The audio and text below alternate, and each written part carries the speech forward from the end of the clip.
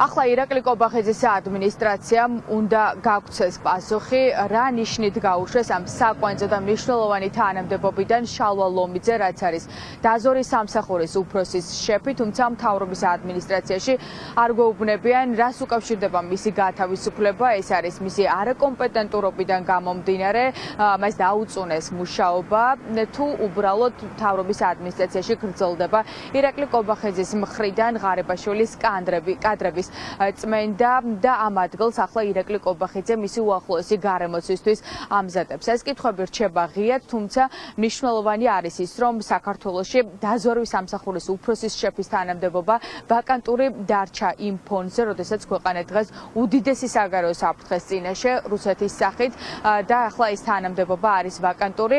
მე მაყურებელს ვეტყვი, რა სამსახურია ეს და რა აკეთებენ რეალურად დაზვერვის სამსახურში, მათი მთავარი პრეროგატივა არის საგარეო საფრთხების კუთხით იმუშაონ, რაც ქვეყანას ემუქრება ძირითადად საგარეო ქვეყნის გარედან და ასევე გეტყვით იმასაც, რომ შალვა ლომიძე იყო პრემიერ-მინისტრის მრჩეველი დაზვერვის მიმართულებით და ეს თანამდებობა, რა თქმა უნდა, არის განსაკუთრებით მნიშვნელოვანი. ოპოზიციას კითხვები აქვს ძალიან ბევრი ამ მიმართულებით, რა ნიშნით გაათავისუფლეს ის თანამდებობა, რაც შეეხება მმართველ გუნდში ვერ ამბობენ, რატომ გაუშვეს შალვა ლომიძე თანამდებობიდან. შალვა პაპუაშვილმა ისაუბრა სულ ცოტა ხნის წინ ამ თემაზე, მან პრემიერ-მინისტრთან გადაგვამის ამართა, თუმცა როგორც ჩანს კობახიძე ახსნა განმარტების მიცემას არ აპირებს.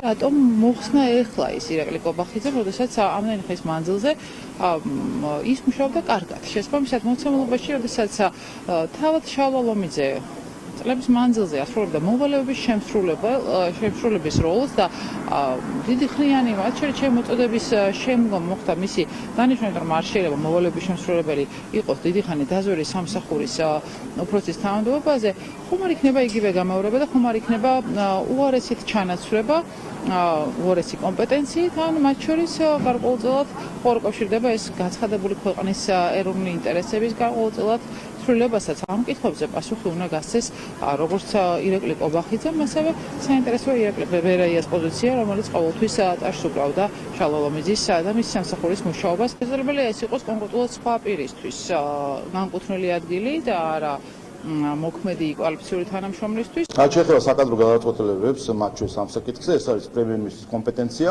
და ის განმარტავს როგორ იღებს გადაწყვეტილებას. მისი კომპეტენცია, რა თქმა უნდა, მე მის გადაწყვეტილებებს ვერ გამოვიდა. მე რომ გადაწყვეტილებები მიიღო საკადრო გადაწყვეტილება პარლამენტში, თქვენ პრემიერ-მინისტრს კითხავთ, პრემიერ-მინისტრს ხარ კითხავთ, რატომ პარლამენტის თავმჯდომარემ რატომ მიიღო საკადრო გადაწყვეტილება? რა თქმა უნდა, ეს არის მისი გადაწყვეტილება, საკადრო გადაწყვეტილება.